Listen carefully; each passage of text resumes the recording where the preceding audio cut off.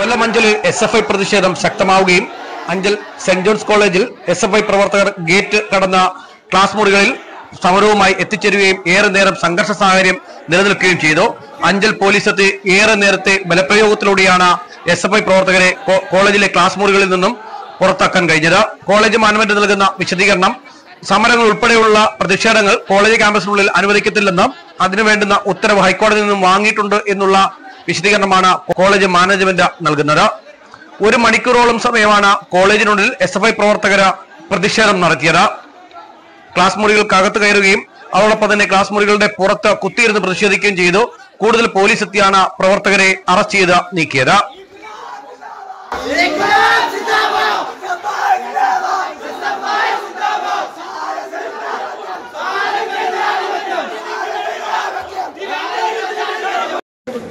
ഞങ്ങളുടെ പിള്ളേർക്ക് ഞങ്ങൾ പ്രൊട്ടക്ഷൻ കൊടുത്തോളാം.